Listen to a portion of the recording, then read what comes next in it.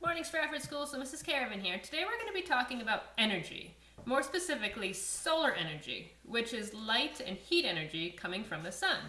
So one concept that you need to understand is that when energy is added to matter, the molecules move faster, and this movement of the molecules is what's generating the heat. So I'm going to demonstrate this to you, that the molecules are moving faster when matter is warm. So this jar here has got some warm water in it, and this jar has got some cold water. I'm going to add a drop of food coloring. And watch how that food coloring spreads inside the water.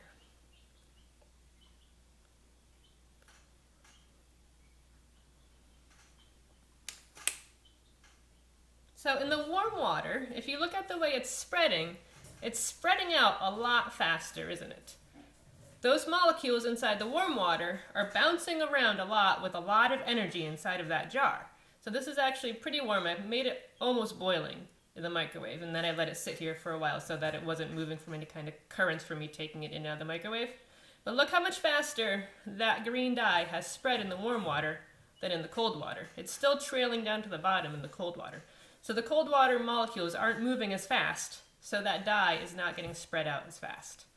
So that shows you that warm molecules, which have more heat, also have more energy. They're moving around more.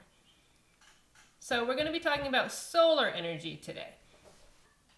Alright, so today we're going to be making a solar oven.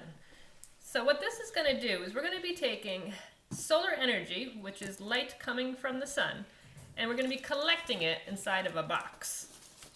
Here's my solar oven that I made. So what's going to happen in our solar oven, the light energy, the light waves, are going to come down, hit the foil, and reflect into my box. It's also going to be coming directly into my box from above, but this foil is going to help reflect even more light into my box. And then the black paper on the bottom is what they call a heat sink. It's going to collect that light waves. So the black paper is more absorbent than white paper. White paper would reflect the light. Black paper will absorb the light. So as those light waves are hitting the black paper, which is our matter in this part of the experiment, it's going to be heating up that black paper. So that's where the heat is getting created. The light waves are coming down and vibrating. You can't see it, but it will be vibrating those molecules and making them warm. And then I'm going to put a piece of plastic wrap across the top, and that's going to keep the heat from escaping. So that's going to trap that heat inside of this box. Okay, so let me show you how to make this. So you really just need a plain old box. If you have a pizza box, that actually works the best because it's easy to open to put your food in and out. So for this you need a box, you need some saran wrap, or plastic wrap, and you need some aluminum foil. You need enough black paper to cover the bottom of your box, or you can paint the bottom if you would like. But you need to have a black bottom on your box. And then you'll need scissors or a knife to cut your box. You're going to need some kind of a stick, or I have a skewer to hold your flap open and help direct the sun into your box. And I've got a thermometer here so that I can see how warm our solar oven actually gets. So the first thing you're going to do is you're going to cut a hole in your box to make the flap. So that's step one. And step two, if you're using a box like mine and not a pizza box, you might actually want to put a door on the side too to get your food in and out. So I cut a door, a little oven door, to put my food in and out. Okay, so that's step one.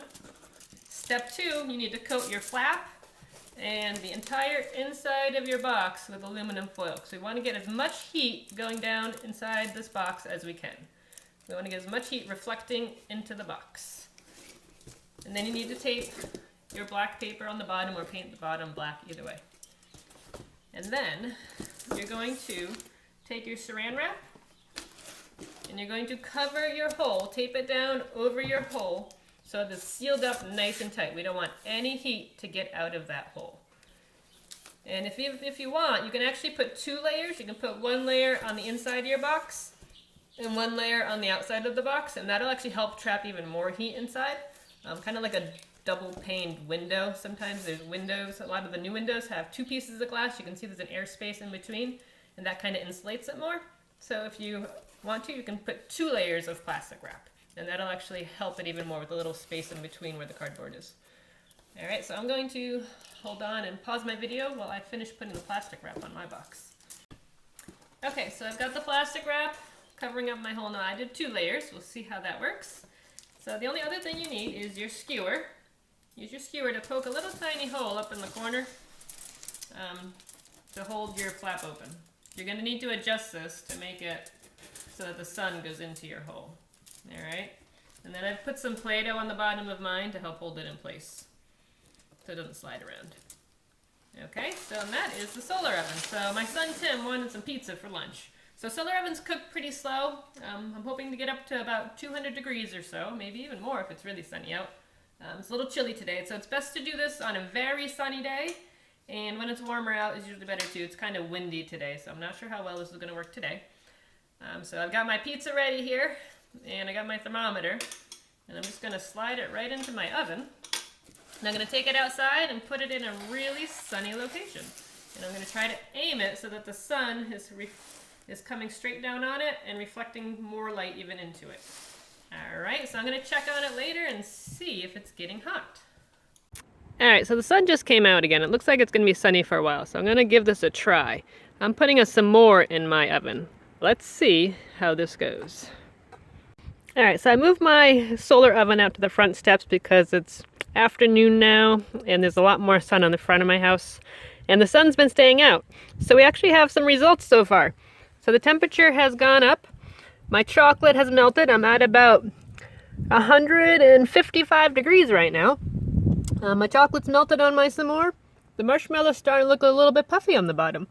So I'm going to let it stay here in the sun for a little bit longer, and then I'm going to take it out and eat it. I'm going to check again in about another half an hour. Okay, so it's been about another half an hour. My temperature is up to about 175 degrees now, so I'm going to take it out and see if my marshmallow is melted. Let's see. Pan's warm. It's not too hot, but it is definitely warm. Chocolate definitely melted. Ooh, it's soft. My marshmallow is definitely soft. Let's see. Let's see if it's mushy. Definitely pull apart. Look at that. It's melted. There's my s'more. It didn't get brown, but it's definitely melted. It's smushy in there. So cool, my oven worked. On a hotter day, I bet you it would get a lot more heat inside of your oven if you got sun all day long. Give it a few hours in the hot sun, and I bet you could cook some pizza. Alright, I'm going to enjoy my s'more now.